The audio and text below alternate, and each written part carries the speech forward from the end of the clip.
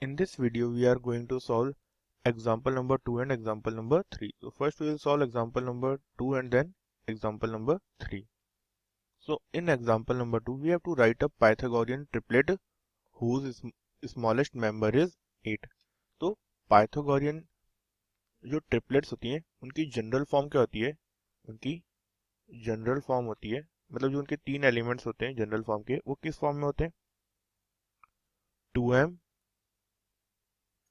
m square minus 1 and m square plus 1। तो अब इसमें सेकेंड एग्जांपल है जो हमारा सेकेंड एग्जांपल में बोला है कि हुज स्मॉलेस्ट एलिमेंट इज 8। तो स्मॉलेस्ट एलिमेंट 8 है, तो हमें पता है कि m square minus 1 is always less than m square plus 1, क्योंकि क्या है, इसमें m स्क्वायर में से हम एक माइनस कर रहे हैं और इसमें m स्क्वायर में हमें एक ऐड कर रहे हैं, तो ये ऑलवेज क्या होगा? बिगर होगा। तो ये स्मॉलेस्ट कभी हो ही नहीं सकता। तो क्या हो सकता है? दो केस होंगे हमारे पास। तो एक केस क्या हो जाएगा? If 2m is smallest, if 2m is smallest, तो अगर 2m इज स्मॉलेस्ट हो जाएगा तो क्या करेंगे हम? 2m को क्या करेंगे? 8 के इक्वल कर देंगे। तो 2m इज स्मॉलेस्ट, ये हो गया हमारा क्या है? First case. तो यहाँ से क्या जाएगा? 2m is equal to 8। तो यहाँ से m की वैल्यू क्या जाएगी? m is equal to 4। अब m की वैल्यू 4 आ गई तो हमारा ट्रिपलेट क्या हो जाएगा? ट्रिपलेट के तीन एलिमेंट्स क्या होते हैं? एक होता है 2m, तो 2m की वैल्यू क्या हो गई? 8। एक होता है m square minus 1, mean 16 minus 1 हो जाएगा 4 स्क्वायर 16, तो 16 माइनस 1 क्या हो जाएगा? 15। और एक क्या हो जाएगा? 15 प्लस 1, तो ये हो जाएगा 17। तो एक ट्रिपलेट तो क्या हो गया? ये हो गया। इफ अब इसमें दूसरी पॉसिबिलिटीज क्या है? If m square minus 1 is the smallest, तो if m square minus 1 is smallest, तो इस केस में क्या होगा? m स्क्वायर माइनस 1 किसके इक्वल हो जाएगा? 8 के इक्वल हो जाएगा। Now m square minus 1 is equal to 8, तो m स्क्वायर किसके इक्वल हो गया? m square is equal to 9। तो m की वैल्यू किसके इक्वल आ गई? m की वैल्यू आ गई इक्वल टू 3। तो अगर अब m की वैल्यू 3 आ गई तो ट्रिपलेट क्या हो जाएगा? या फिर m स्क्वायर की वैल्यू 9 आ गई और m की वैल्यू 3 आ गई, तो अब ट्रिपलेट क्या होगा? Now triplet is equal to 2m, तो 6 हो जाएगा, m स्क्वायर माइनस 1 तो 8 हो जाएगा, और m स्क्वायर प्लस 1 तो 10 हो जाएगा।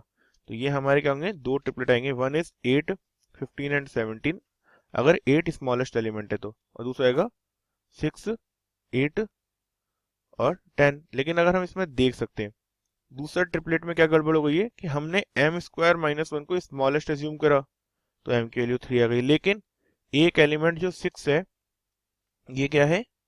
ऑलरेडी 8 से क्या बोलते हैं? छोटा है।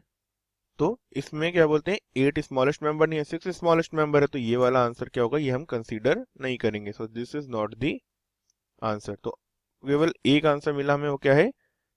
एक ही ट्रिपलेट मिला है, 8, 15, 17। अब जो हमारे पास थर्ड क्वेश्चन है, उस थर्ड क्वेश्चन में भी हमें क्या बोलते हैं? सेम जनरल फॉर्म यूज करेंगे। और जनरल फॉर्म क्या है?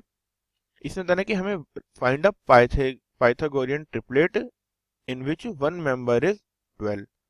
अब वन मेंबर इज 12, ये कंडीशन है, तो ये कैसे हो सकता है? तीन टर्म्स होती हैं, 2m, m स्क्वायर माइनस 1 और m स्क्वायर प्लस 1। तो सबसे पहले हम क्या बोलते हैं? इफ हम क्या बोलते हैं? इसमें तीन केस हो जाएंगे। फर्स्ट क्या होगा? पहले 2m 12 के इक्वल हो जाए, m स्क्वायर माइनस 1 12 के इक्वल हो जाए, या m स्क्वायर प्लस 1 12 के इक्वल हो जाए।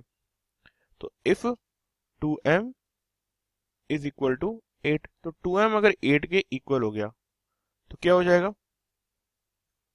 तो यहाँ से आ जाएगी m की वैल्यू 4 हो जाएगी। और सॉरी, यहाँ पे हमने मिस्टेक कर दी है, यहाँ 8 के इक्वल नहीं 12 के इक्वल होगा, क्योंकि उन्होंने बोला है कि एक मेंबर 12 के इक्वल है। तो 2m किसके इक्वल हो गया? 12 के इक्वल हो गया, तो m की वैल्यू 6 हो गई। तो अब ट्रिपलेट क्या हो जाएगा? Triplet is equal to 2m की वैल्यू 12, m स्क्वायर माइनस 1 कितना हो जाएगा? 35, और m स्क्वायर प्लस 1 कितना हो जाएगा? 37। अब ये तो क्या हो गया? एक आंसर आ गया ट्रिपलेट का, और सही है क्योंकि तीनों इंटीजर्स हैं, तो ये एक करेक्ट आंसर है। अब इफ क्या बोलते हैं? m स्क्वायर माइनस 1 12 के इक्वल हो जाए, if m square minus 1 is equal to 12, तो यहाँ से क्या गया? m square is equal to 13।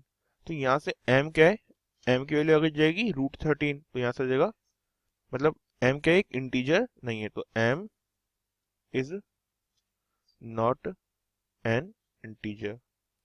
तो ये क्या हो जाएगा, ये आंसर नहीं होगा। तो ये वाला केस क्या हो जाएगा, यहाँ से हमें कोई सॉल्यूशन नहीं मिलेगा, तो हम क्या कर सकते हैं, नो सॉल्यूशन। तो इसमें नो सॉल्यूशन है। तो सेकंड केस में हमें क्या हुआ, कोई सॉल्यूशन नहीं मिला, तो ये आ गया नो सॉल्यूशन। अब थर्ड केस हमारे पास फाइनली क्या बचा है, हमारे पास थर्ड केस है जब m square plus 1 equal to 12 हो जाए। तो m square plus 1 equal to 12 हो जाए, या मैं लिख देता हूँ if m square plus 1 is equal to 12। तो अगेन क्या हो जाएगा, यहाँ से m square is equal to 11 and यहाँ से क्या हो जाएगा, m is not an integer. तो अगेन क्या हो जाएगा, यहाँ से भी नो सॉल्यूशन, क्योंकि इंटीजर ही नहीं है तो सॉल्यूशन कैसे हो सकता है। So if there is no integer then there is no solution. तो हमने तीनों की जगह वैल्यू पुट करके देख ली और हमें केवल एक आंसर मिला। वो क्या था, वो भी तब जब 2m इज इक्वल टू 12 था। सो यहाँ से भी नो सॉल्यूशन आया। तो हमने तीन केस लिए इस क्वेश्चन में। One is if 2m is equal to 8, if m square minus 1 is equal to 8, और if m square plus 1 is equal to 12। तो इनमें से क्या होगा, फर्स्ट में तो हमें सॉल्यूशन मिला बट बाकी में हमें सॉल्यूशन नहीं मिले।